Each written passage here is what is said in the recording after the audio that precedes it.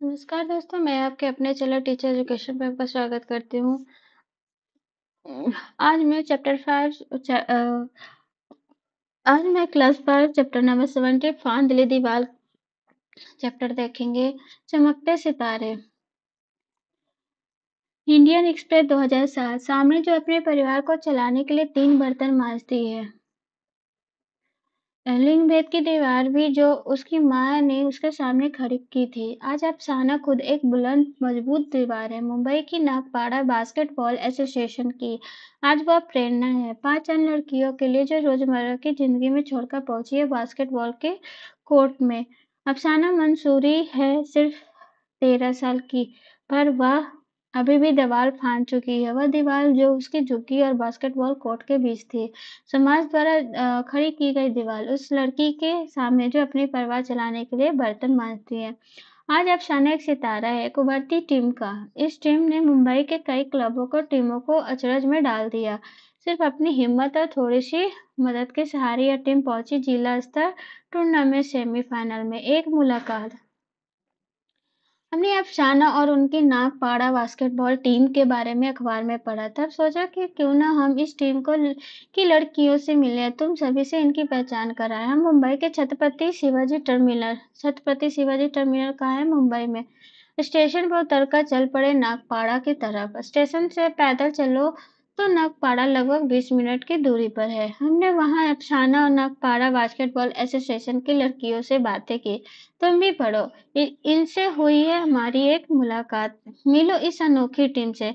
अफसाना, जरीन, खुशनूर, आफरीन से। यह लड़कियां पहले तो जरा चुपचाप थी, जब शुरू हुई तो बस। जरीन ने शुरुआत की। मेरा घर हमारे इस ग्राउंड के बिल्कुल सामने है। मेरा भाई यहाँ खेलता है। मैं अपनी बालकनी से खड़े खड़े लड़कों को खेल देखती रहती। तब मैं 7वीं में पढ़ती थी। जब लड़कों का मैच होता तो बहुत सारे लोग देखने आते। जीतने वाले टीम को बहुत सहारा जाता। खिलाड़ियों के सभी चीयर्स करते और उनकी हिम्मत बढ़ाते। यह सब देखकर मुझे लगता क्यों ना मैं भी खेलूं। क्या मुझे भी अपने हुनर सबके सामने दिखाने का मौका मिलेगा? तब मैंने हमारे कोच को कुछ डरते हुए पूछा। वे मेरे पापा के अच्छे दोस्त भी थे। उन्होंने कहा, क्यों नहीं, अगर तुम कुछ और लड़कियों के साथ ले आओ तो हम तुम्हें सिखाएंगे, फिर तुम्हारी भी टीम बनेगी। उसके बाद हमने पूछा, क्या खेल में की शुरुआत करना आसान था? खुशनूर, शुरुआत में मम्मी पापा ने मुझे मना कर दिया। जब मैं थोड़ी जीत करने की तो वो मान गए। अफसाना, मैं अम्मी बिल्डिंग के घरों के में काम करती है। वह बच्चों को स्कूल भेजती है। मैं भी उनकी मदद करती हूँ। मेरी इस बात को सुनकर अम्मी गुस्सा हो गई। कहने लगी, लड़कियां थोड़ी बास्केटबॉल खेलती है, काम करो, स्कूल जाओ, ठीक से पढ़ो, ग्राउंड पर खेलने की का कोई जरूरत नहीं। मेरी सहेलियों ने मनाया और कुछ सर ने समझाया तो अम्मी मान गए। आप फ्रेंड, हाँ हाँ, हम लड़कियां हैं इसलिए हमें मना किया जाता है। मेरी दादी बहुत गुस्सा करती है, लेकिन हम 3 बहनों ने फिर यहाँ खेलने आती हैं। दादी आज भी हमें डांटती है। हमारे कोच सर को भी। दादी का कहना है, खेलने के लिए ठीक सामान चाहिए, ताकत के लिए दूध पीना पड़ेगा, इतने पैसे कहाँ से आएंगे? मगर डैडी हमारे मन की बात को समझते हैं। वे हमें खेलने के लिए पैतरे भी सिखाते हैं। मेरी डैडी भी अपने बचपन में इसी ग्राउंड में खेला करते थे। उनके पास न खेलने के लिए जूते थे, न कोई खास कपड़े। वे प्लास्टिक की बॉल से प्रैक्टिस करते थे। डैडी बताते हैं, जब बच्चों खाना ने उन्हें देखा तो सोचा यह लड़का कितना अच्छा खेलता है, तो ठीक से सिखाना चाहिए। उन्होंने मेरी डैडी को खेल के कपड़े और जूते दिए। मेरे डैडी बहुत अच्छे खिलाड़ी बन सकते थे, पर घर की जिम्मेदारी के कारण उन्हें यह सब घर छोड़कर काम पर जाना पड़ा। इसलिए वे चाहते कि हम बच्चे खेलें, अच्छी खिलाड़ी बने। हमने कहा, अपनी टीम के बारे में बताओ। एक लड़का, शुरुआत में हमें थोड़ा अजीब लगता था। यहाँ पर लड़कियों की टीम यह पहली टीम है ना। जब हम प्रैक्टिस करते थे कुछ लोग देखते थे, उन्हें लगता था लड़कियां कैसे बास्केटबॉल खेल रही थी, मगर अब कोई इतनी अजर से नहीं देखता। अब सब मानने लगे हैं कि हम भी अच्छा खेल सकते हैं। अफसाना, जब हमने खेलना शुरू किया तब मैं 11 साल की थी। तब हमें मैच के लिए किसी और जगह जाना भी मना था।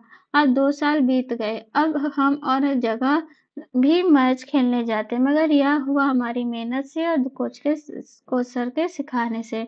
दूसरी लड़की, हाँ, बहुत मेहनत करते हैं, हमारे सर बहुत सख्त हैं, हम साथ मिलकर पहले दौड़ लगाते, फिर कसरत करते, सर हमें अच्छा खेलना सिखाते हैं। बॉल को कैसे अपने पास टिकाए रखना है, दूसरी टीम के खिलाड़ियों को छकाना है, बॉस के बास्केट में बॉल कैसे डालना है, एक-दूसरे के बॉल कैसे-कैसे देना चाहिए, दौड़ लगाना, गोल करना, ये सब प्रैक्टिस करवाते हैं। आफरीन! सर कहते तुम यह सोच मत खेलोगे, तुम लड़कियां हो, एक खिलाड़ी की तरह खेलो, अगर कभी छोटी मोटी चोट लगे तो भी खेलते रहो। हम एक दूसरे को सहारा देते, कह देते चलो कुछ नहीं हुआ। अब हमारा खेल भी बहुत अच्छा हो गया, सब कहते हैं हमारा खेल भी लड़कों की टीम की तरह हो रहा है। एक लड़की, हम लड़कों की टीम के साथ भी खेलते हैं, हम चाहते हैं कि लड़के भी लड़कियों की नज़र से देखें। हम लड़कियां हैं इसलिए हमें कोई छूट ना मिले।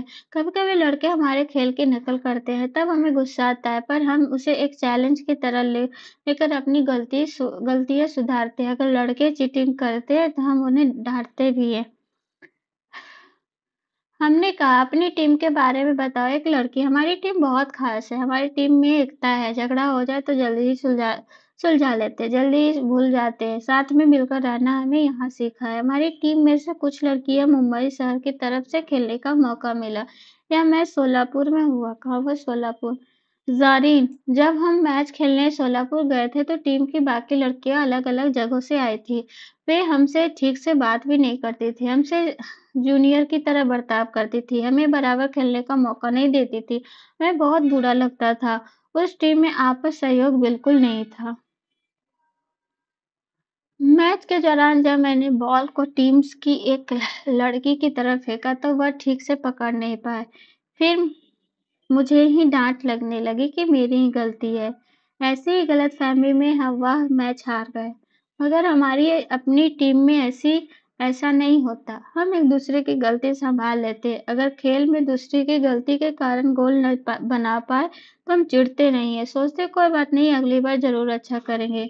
एक दूसरे को संभाल लेना ही असली बात है, क्योंकि हम एक टीम के खिलाड़ी हैं। आफरीन, सोलापुर में खेलने के बाद हमें अपनी टीम की खासियत समझ आई। हमें पता चला हम आपसी सहयोग कितना अच्छा है। हम एक दूसरे को समझ लेते, संभाल भी लेते हैं। हर एक खिलाड़ी कितना भी अच्छा हो, अगर टीम ठीक से साथ ना मिलकर खेले तो हम हार भी सकते हैं। टीम के लिए हर खिलाड़ी का ताकत कमजोरी को समझना जरूरी है। हमने कहाँ यहाँ तक पहुँचे हमने कहाँ यहाँ तक पहुँचे हो, अब आगे क्या?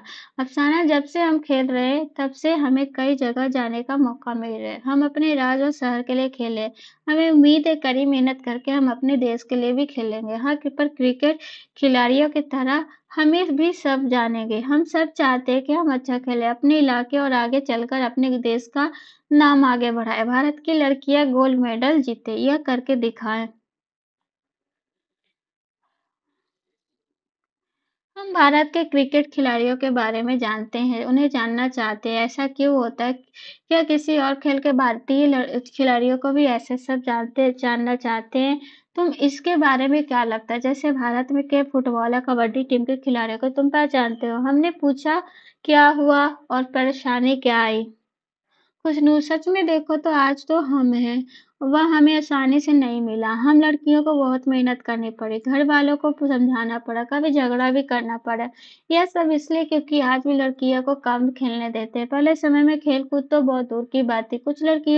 कुछ लोग तो लड़कियों को पढ़ाने तक नहीं देते थे। मेरी माँ चाहती थी वो भी कुछ खास कर सके, पर उन्हें मौका नहीं मिला, इसलिए मेरी माँ मुझे पढ़ाई के साथ कामों में कामों में भाग लेने को कहती है, फिर चाहे वो खेल हो, तैरना हो या फिर ड्रामा हो।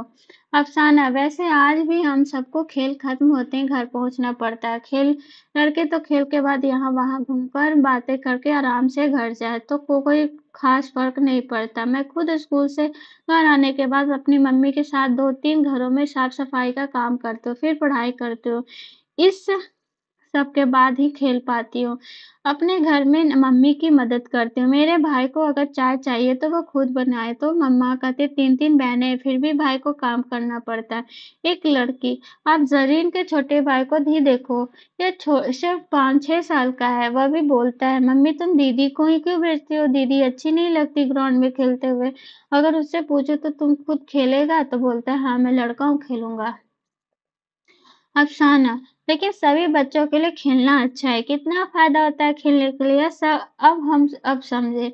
मैं चाहती हूँ मैं बहुत अच्छी खिलाड़ी बनूं, ताकि सब लड़कियां और लड़के भी चाहे कि मेरे जैसा बने। आखिर मैं सिर्फ इतना कहना चाहती हूँ कि जब तुम कुछ बनने का सपना देखते हो तो उसे पूरा करने का कोशिश करो। खुशनूर, अगर यह लगता है हमें भी कुछ बनना है तो इसके लिए पहले खुलकर कहना चाहिए, अपनी इच्छा बतानी चाहिए। अगर यह नहीं किया तो बाद में पछतावा होगा। आफरीन, यह जानकर खुशी हुई, अजीब सी खुशी। ऐसा लगता है हम और खेले, अपने इलाकों का, देश का नाम आगे करें। हमने कहा तुम्हारे बारे में अखबार में आया, अब इस किताब में सब लड़कियां, हाँ हमारी भी यही इच्छा है।